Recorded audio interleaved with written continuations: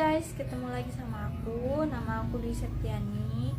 Aku mahasiswa semester 4 dari Fakultas Ekonomi Prodi Manajemen dengan NPM 121020319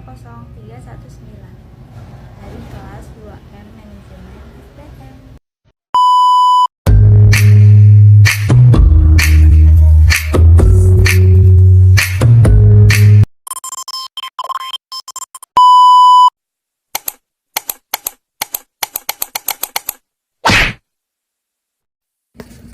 Human capital atau modal manusia.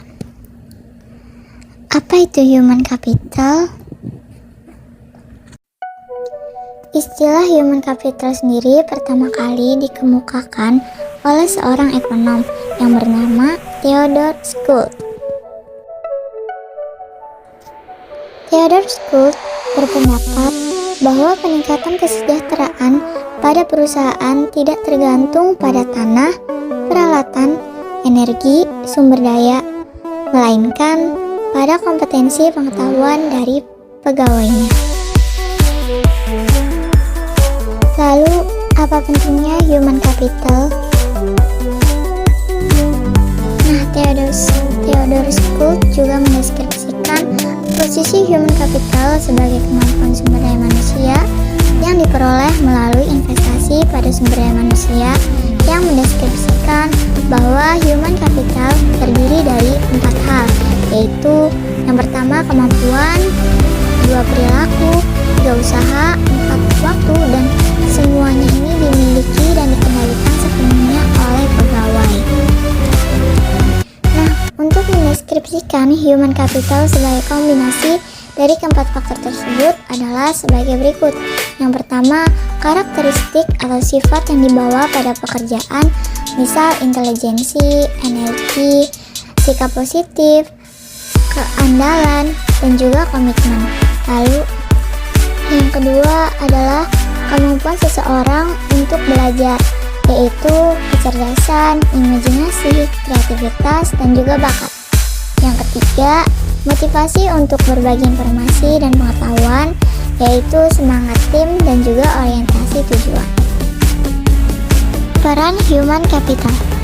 Yang pertama, sebagai kunci keunggulan organisasi.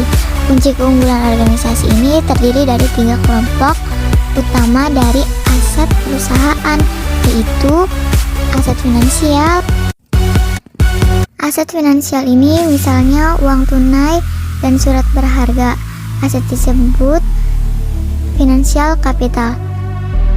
Lalu ada aset fisik. Aset fisik ini terdiri atas peralatan, gedung, dan tanah. Lalu ada aset tak terwujud, yaitu modal organisasi, aliansi bisnis, pelanggan, merek, reputasi, modal intelektual. Lalu yang kedua itu sebagai hubungan kompetensi karyawan dengan human capital.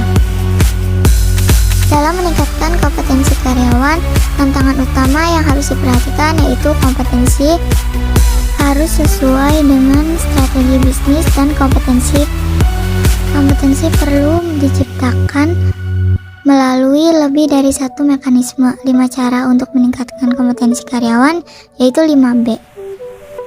5B ini yaitu buy atau membeli, mengganti SDM yang lama dengan yang baru dan memiliki kualitas yang lebih baik. Yang kedua ada build, yaitu membangun. Investasi dilakukan terhadap SDM untuk meningkatkan kualitasnya menjadi lebih baik. Yang ketiga adalah borrow. Penggunaan konsultan atau partner efektif memungkinkan berbagi pengetahuan dan desain kerja baru. Yang keempat itu ada bonds atau melambung. Perusahaan harus mengeluarkan karyawan yang bekerja di bawah standar. Dan yang terakhir itu ada bind atau mengikat. Mengikat karyawan jangan keluar merupakan tindakan kritis pada semua tingkatan. Transformasi peran divisi SDM. Transformasi divisi peran SDM yang didasarkan pada 2 dimensi utama, yaitu dimensi operasional dan dimensi strategik. Dari 2 dimensi ini memunculkan peran SDM, yakni strategic partner administrative expert, employee campaign, dan yang terakhir change agent.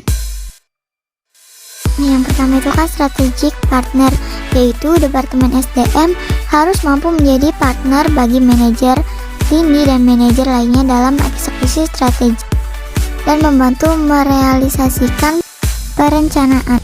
Yang kedua itu adalah administrative expert, yaitu membantu tercapainya efisiensi administratif dan memastikan bahwa kos dapat dikurangi dan kualitas tetap terjaga secara kontinu. Yang ketiga, employee campaign, yaitu Departemen SDM harus dapat menunjukkan komitmennya terhadap manajemen dan pada waktu yang sama berusaha meningkatkan kontribusi karyawan lebih besar. Lalu yang keempat, change agent. Departemen SDM harus dapat menjadi agen perubahan yang kontinu, membantu proses-proses dan kultur secara bersama, meningkatkan kapasitas organisasi untuk lebih baik. Tingkat kompetensi dalam sistem pengukuran human capital. Yang pertama, activity level, yaitu pengukuran aktivitas rutin SDM seperti rekrutmen, pemberhentian, promosi, dan lain-lain untuk syarat laporan internal. Yang kedua, functional level, yaitu kolaborasi dengan unit fungsional organisasi. Yang ketiga, strategi level, yaitu tingkatan analisis tertinggi sehingga dapat memberikan gambaran perusahaan secara penuh. Perubahan paradigma karyawan. Pandangan perusahaan yang hanya pada kos saja dalam pengelolaan human capital harus ditinggalkan. Artinya investasi dalam SDM dipandang bukan sebagai biaya saat ini, melainkan investasi aset masa depan. Langkah perusahaan mengubah pola pikir. Yang pertama, seberapa besar pengeluaran investasi yang telah dikeluarkan perusahaan untuk SDM. Yang kedua, bagaimana tingkat return of investment atau ROI atas investasi tersebut. Yang ketiga, dapatkan dari beberapa investasi tersebut dialokasikan kembali untuk mendapat ROI yang lebih baik. Mengidentifikasi human capital. Dua hal yang mendukung kontribusi investasi human capital ke dalam perusahaan. Yang pertama, karyawan dengan human capital tinggi mungkin memberi layanan konsisten dan kualitas tinggi, sehingga perusahaan mempertahankan pelanggan atau menarik pelanggan baru. Kedua, pelanggan potensial dapat menggunakan kualitas human capital dari karyawan perusahaan sebagai alat penyaring untuk memilih layanan yang mereka sediakan. Lalu, bagaimana cara identifikasinya? Jadi untuk mengidentifikasinya tergantung pada 3 keterampilan, yaitu yang pertama, commodity skill, yaitu kemampuan tidak spesifik untuk bisnis tertentu, dapat langsung diperoleh dan lebih kurang sama nilainya bagi setiap bisnis. Misal kemampuan magnetik, kemampuan komputer. Yang kedua, leverage skill, pengetahuan yang meskipun tidak spesifik untuk perusahaan industri, tetapi relatif lebih berharga bagi perusahaan tertentu daripada perusahaan lain. Lalu yang ketiga, proprietary skill, yaitu pengetahuan spesifik bagi perusahaan, misal hak paten dan merek.